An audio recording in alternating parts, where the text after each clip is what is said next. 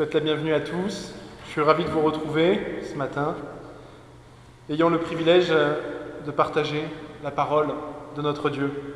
Et avant de vivre ce moment ensemble, je vais vous inviter à ceux qui le désirent à prier avec moi dans l'intériorité de votre cœur. Seigneur notre Père et notre Dieu, notre Seigneur, ton Fils Jésus, a dit un jour à ses disciples bien-aimés, beaucoup de prophètes et de justes ont désiré entendre ce que vous entendez et ne l'ont pas entendu. Beaucoup ont désiré voir ce que vous voyez et ne l'ont pas vu. Mais vous, vous êtes heureux parce que vos yeux voient et vos oreilles entendent. Alors Seigneur, nous te disons merci. Merci pour la grâce, le cadeau que tu nous fais d'être présents, vivants, ce matin. Nous qui allons entendre ta parole. Merci parce que tu nous as fait le cadeau immense d'être ton peuple. Donne-nous, Seigneur, par l'action de ton Esprit Saint, de voir nos vies changer, transformer, bouleverser, Seigneur, par ta présence et par ta parole. À toi la gloire pour les siècles des siècles. Amen. Alors, le texte de ce matin se trouve dans l'Évangile de Jean, au chapitre 12. Le chapitre 12, c'est celui qui suit, j'allais dire, le chapitre 11, mais ça, vous vous en doutez, je ne vous apprends rien. Le chapitre 11, c'est le chapitre dans l'Évangile de Jean où Jésus a ressuscité son ami Lazare. Donc Jésus a ressuscité son ami Lazare qui était mort, et quelques jours plus tard, Jésus se rend à Jérusalem parce que c'était la fête. C'était la méga fête à Jérusalem, c'était la fête de la Pâque. À la Pâque, les Juifs se rappelaient, se souvenaient que Dieu autrefois avait fait un miracle très important et les avait délivrés de l'esclavage. Et Dieu avait demandé au peuple hébreu, tous les ans, vous vous souviendrez de célébrer la Pâque et de vous souvenir qu'autrefois vous étiez esclaves, mais que Dieu vous a libérés. Et Jésus, se rendant à la Pâque, est suivi par une grande foule de gens qui ont appris que Jésus avait ressuscité Lazare. Cette foule fait un cortège royal à Jésus, pose des branches de palmiers et des manteaux, et Jésus entre à Jérusalem sur un petit âne. Mais voilà, une partie des Juifs très religieux, qu'on appelait les pharisiens, sont très en colère et prévoient d'arrêter et de mettre à mort Jésus. Et nous arrivons au passage où nous sommes ce matin. Nous sommes dans l'Évangile de Jean, au chapitre 12, à partir du verset 20, et nous allons lire le verset d'abord 20 à 22, puis je vais vous paraphraser la suite. Alors, on va lire. Quelques Grecs non-juifs, du nombre de ceux qui étaient montés pour adorer pendant la fête, s'adressèrent à Philippe, qui est l'un des disciples de Jésus, de Bethsaïda en Galilée, et ils lui dirent, en insistant, disant « Monsieur, nous voudrions voir Jésus. » Voilà, jusqu'à là la lecture de la parole de Dieu. Je vous raconte un peu juste la suite. Jésus raconte alors une parabole. Il dit « À moins que le grain de blé ne meure, il ne peut donner la vie. » Et Jésus, en parlant du grain de blé qui a besoin de mourir pour donner la vie, parlait en fait de sa mort prochaine à la croix pour les péchés du monde. Et il ajoute encore un peu après, il dit « Et moi, quand j'aurai été élevé de la terre, j'attirerai tous les hommes à moi. » Et il disait cela en parlant à la fois de sa mort à la croix, de sa résurrection et de son ascension au ciel. Alors, qu'est-ce que ce texte veut bien signifier ? Ça raconte qu'il y avait à Jérusalem, en ce temps-là, des sortes de pèlerins qui étaient des Grecs, ils n'étaient pas des Juifs. Et ils avaient entendu parler de Jésus. Ils n'en savaient sans doute pas grand-chose, mais ils sont venus le trouver. Ils ont été comme attirés à lui. Et quand Jésus apprend qu'un groupe de non-juifs est venu à Jérusalem et cherche à le rencontrer, Jésus parle alors de sa mort à la croix.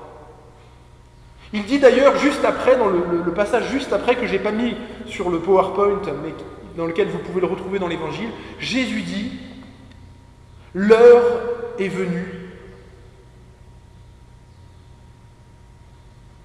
de révéler ma gloire. » Un peu comme si c'était bien un signal qui annonçait sa venue et sa mort prochaine. Alors qu'est-ce que cela signifie ? Vous savez, la Bible raconte une histoire extraordinaire. C'est l'histoire de la relation entre Dieu et le monde qu'il a créé.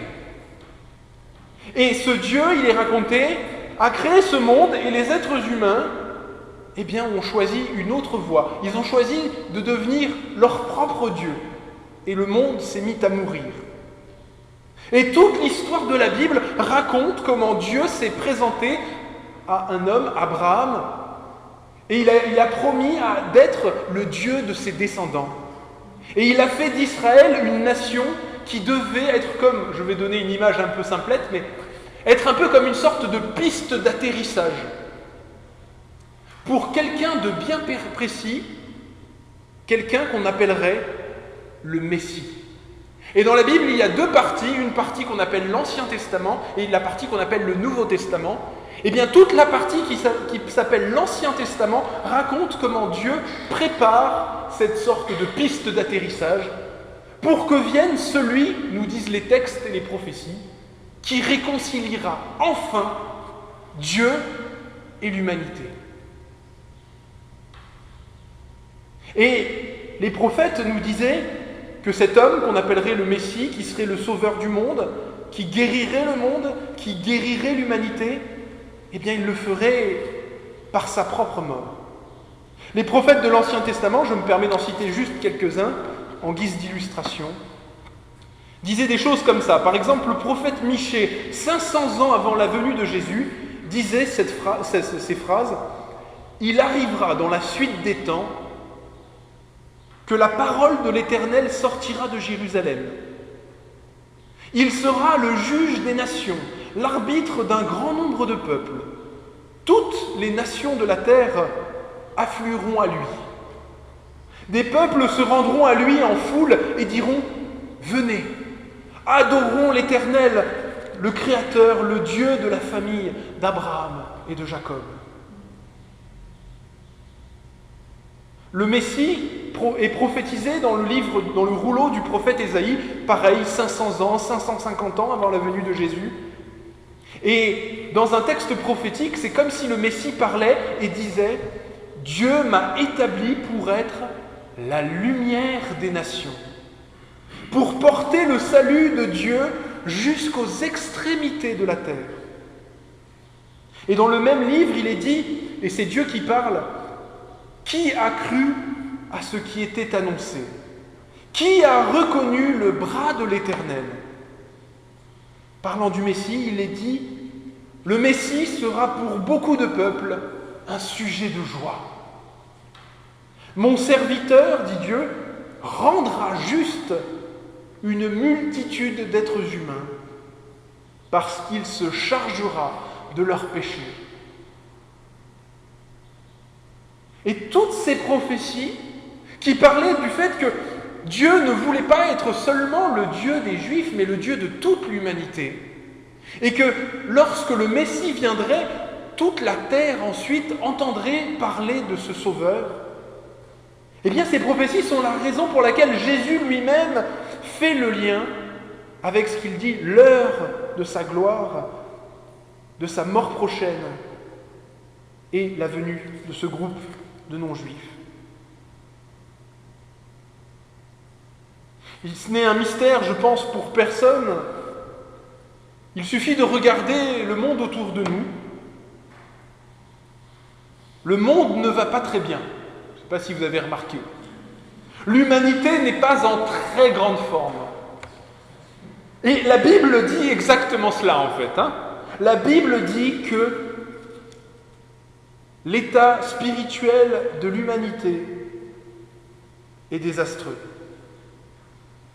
Qu'il manque quelque chose à l'homme, à l'être humain.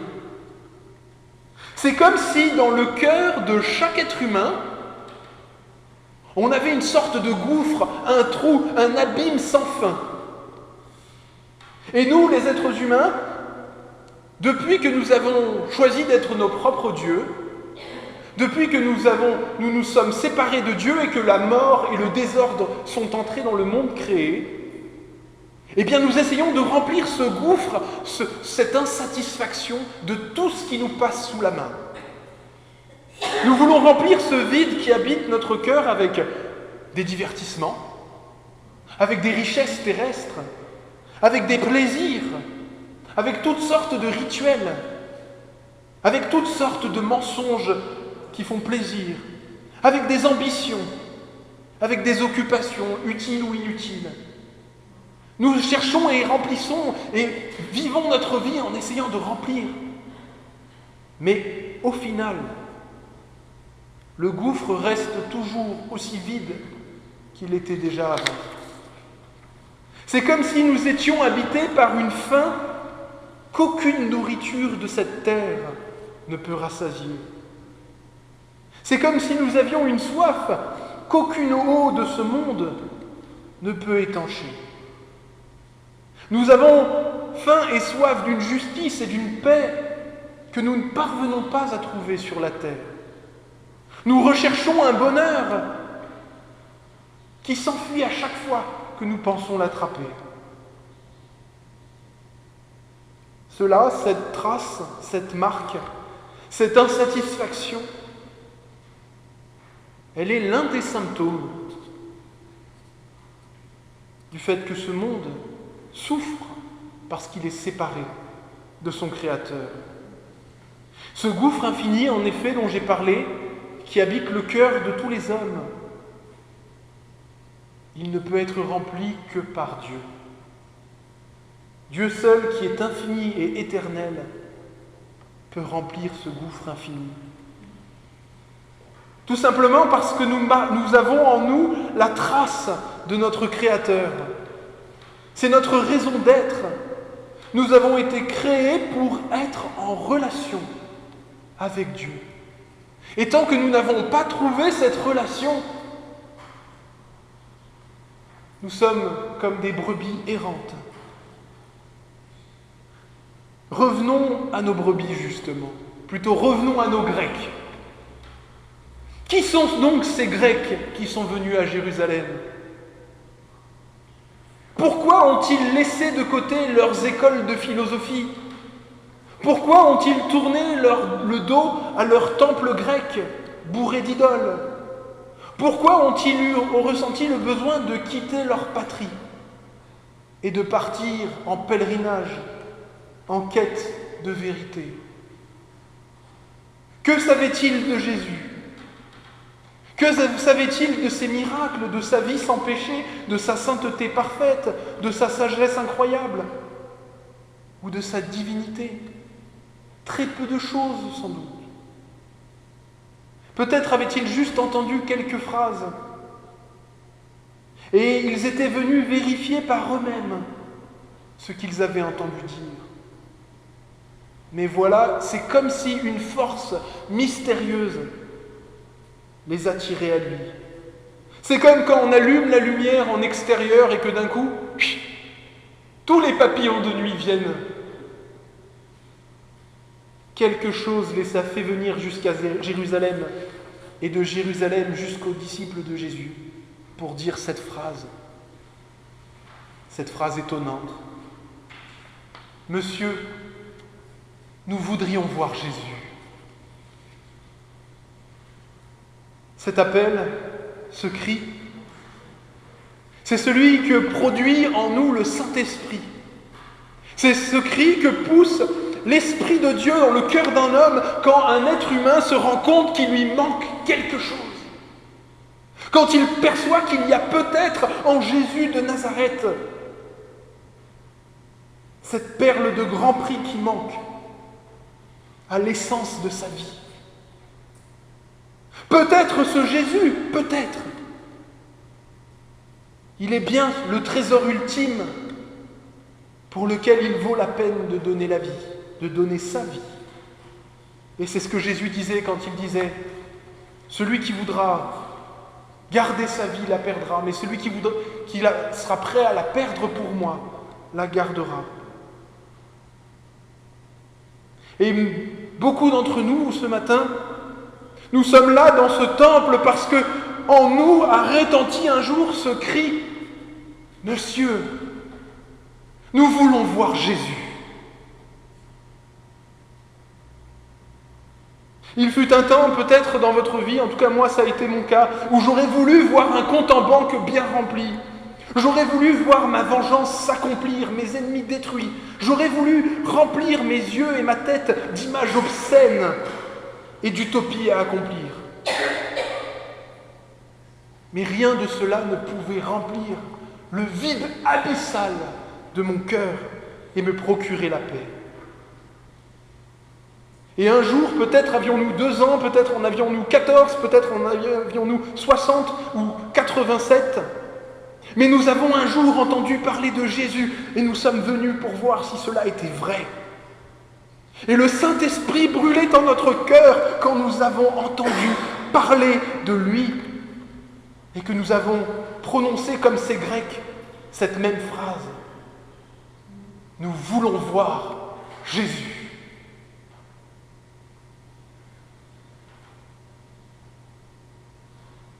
Et nous voici ce matin, nous avons confessé que le Dieu d'Abraham, d'Isaac et de Jacob, que le Dieu des Juifs est le vrai Dieu. Et nous confessons et croyons vraiment que Jésus est vraiment celui qu'il a promis qu'il était, conformément aux prophéties et à toutes les images que Dieu a données dans la Bible. Oui, Jésus est vraiment le Christ. Il est vraiment le sauveur de l'humanité et il est vivant à l'heure où je vous parle. Et elle s'accomplit, et elle s'accomplit, elle s'est accomplie, s'accomplit et s'accomplira encore jusqu'à son retour. La parole du Seigneur.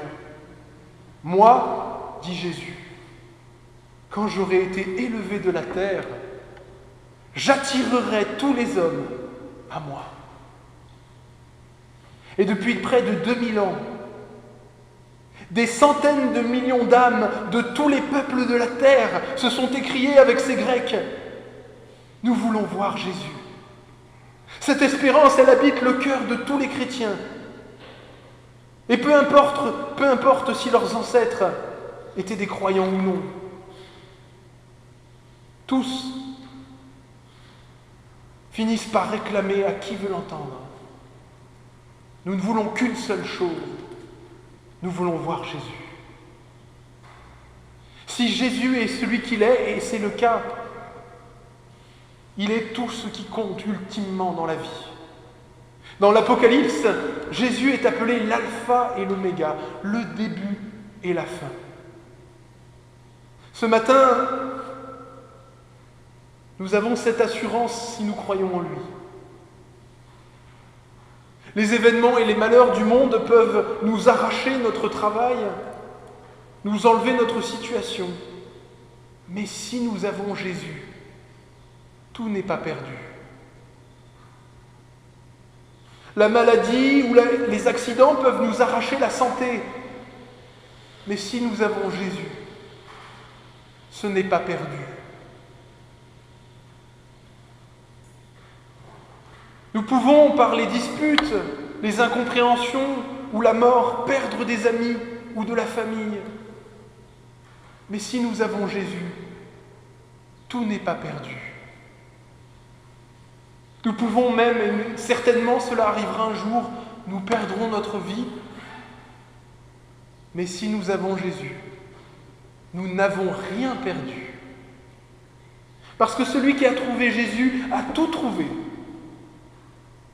Tout simplement parce que il est vraiment la voie, le chemin vers le Père, et que nous avons été créés pour Dieu et que notre cœur qui a été créé par lui trouve le repos et ne trouve le repos qu'en lui.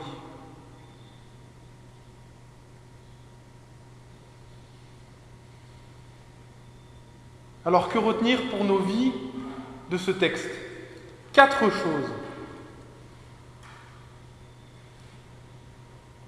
La première, c'est que dans notre vie chrétienne, pour avancer, pour garder la foi, nous voulons voir Jésus.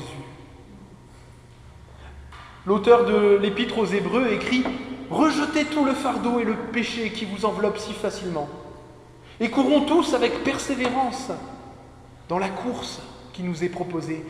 Gardez les yeux fixés sur Jésus. » Fixez les yeux sur Jésus. C'est comme ça que nous grandirons dans la foi. La deuxième chose, elle concerne directement chacun de nous et l'Église. La mission de l'Église, vous savez, ce n'est pas d'abord ou principalement de prêcher l'écologie ou de prêcher le pacifisme ou de prêcher toutes sortes de choses qui sont bonnes par ailleurs. La seule ou principale, la seule chose qu'il faut absolument pour que l'Église soit l'Église, c'est qu'elle annonce ceci. Nous voulons voir Jésus œuvrer dans ce monde. C'est l'apôtre Pierre qui disait « Il n'y a de salut en aucun autre nom que celui de Jésus. Il n'y a sous le ciel aucun autre nom qui a été donné parmi les hommes par lequel nous pouvons être sauvés. » Vous savez, le Seigneur utilise les paroles que nous disons aux autres. Il suffit parfois de pas grand-chose pour que le Seigneur allume un grand feu. C'est l'œuvre de Dieu et non la nôtre. Mais quand nous parlons de Jésus, Dieu fait quelque chose. Et il le faisait il y a 2000 ans et il le fait encore aujourd'hui. Parce que tout simplement Jésus est vivant. Oui, nous voulons voir Jésus. La troisième chose, nous voulons voir Jésus. C'est que vous voulez voir Jésus, et moi je veux voir Jésus. Mais je vous ai, vous. Et je vois Jésus ici, chez les uns et chez les autres. Dans l'amour que vous avez les uns pour les autres, je vois que vous êtes en train de ressembler de plus en plus à Jésus. Jésus avait dit cette phrase, « Tous sauront que vous êtes mes disciples, à l'amour que vous avez les uns pour les autres. » Et les premiers chrétiens témoignent que les païens, à leur époque, disaient « Ces chrétiens sont des gens bizarres qui ont des croyances bizarres, mais regardez comme ils s'aiment. » Et vous attendez de moi que vous puissiez voir un peu de Jésus en moi. Et moi j'attends de vous de voir un peu de Jésus en vous. Et la promesse de l'Écriture, c'est que plus nous regardons Jésus par les yeux de notre foi, et plus nous lui ressemblerons. L'apôtre Paul dit « Nous contemplons comme dans un miroir la gloire du Seigneur, c'est-à-dire du Seigneur Jésus, et nous sommes transformés à son image, de gloire en gloire, comme par le Seigneur, le Saint-Esprit. » Oui, plus nous grandissons dans la foi, plus nous laissons remplir de la présence du Seigneur, plus nous lisons la Bible, plus nous chantons, plus nous prions, plus nous passons de temps ensemble, plus comme deux miroirs qui se regardent, il y a de lumière. Et la quatrième chose en rapport avec nous voulons voir Jésus, c'est qu'un jour, c'est vrai, nos yeux le verront. Nous verrons Jésus. Nous le verrons vraiment. L'apôtre Pierre dit, vous aimez le Seigneur Jésus sans l'avoir vu, vous qui croyez en lui sans le voir encore. Vous vous réjouissez déjà d'une joie indicible et glorieuse. Vous avez obtenu le salut de votre âme pour le prix de votre foi. Et l'apôtre Jean dit dans sa première lettre, « Bien-aimés, ce que nous serons n'est pas encore manifesté pleinement, c'est-à-dire ressembler à Jésus. Mais lorsque Jésus viendra, nous serons semblables à lui parce que nous le verrons tel qu'il est. Et quiconque a cette espérance en lui devient pur, comme lui-même est pur. » Alors, vraiment, le vide qui habite notre cœur et qui a déjà commencé à être comblé pour de vrai quand nous nous sommes approchés du Seigneur et quand nous avons cru en sa parole, la paix que nous avons commencé à recevoir, cette paix qui vient du ciel et non de la terre, que nous avons commencé à recevoir lorsque nous avons mis notre foi dans le vrai Dieu, alors cette paix, elle sera totale. Alors cette lumière en nous, elle sera pleine. Alors cette présence, elle sera entière. Et notre cœur sera alors complètement en repos et entièrement comblé parce que la présence de Dieu en nous sera infinie et éternelle. Quelle espérance extraordinaire et quelle promesse le Dieu unique nous a fait. Lui dont nous avons vu les prophéties s'accomplir, lui dont nous voyons les miracles, lui qui, hier comme aujourd'hui, encore accomplit sa parole. Et nous le verrons tout à l'heure encore avec les témoignages de Christiane et Sandra.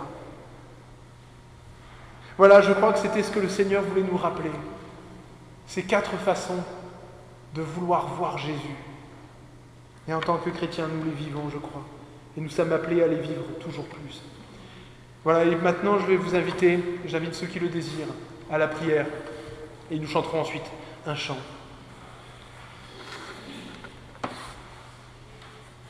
Seigneur Jésus, nous avons cette espérance dans notre cœur et nous avons ce désir. Nous voulons te voir. Tu as voulu, Seigneur, que nous te cherchions. C'est toi, Seigneur, qui nous as amenés devant notre misère. C'est toi qui nous as révélé à quel point nous avions faim et soif. Et ton nom, c'est comme s'il avait brûlé en notre cœur.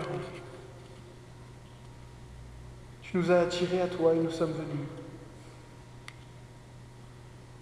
Seigneur, tu es le maître et le chef de ton Église. Tu as voulu que ton nom y soit proclamé. Et ce matin, nous voulons dire, comme ces Grecs, que nous voulons te voir encore plus. Nous voulons te voir encore plus à l'œuvre. Nous avons encore faim et soif de tes miracles, de tes paroles, de ta puissance, de ta douceur, de tes promesses. Ô Maître bien-aimé, merci parce que tu es vivant et que nous te verrons vraiment. Gloire à toi pour les siècles, toi qui nous as rachetés et qui nous as aimés. Nous t'appartenons. Amen. Et nous chantons le chant « J'écouterai ce que dit Dieu, ta bienveillance ».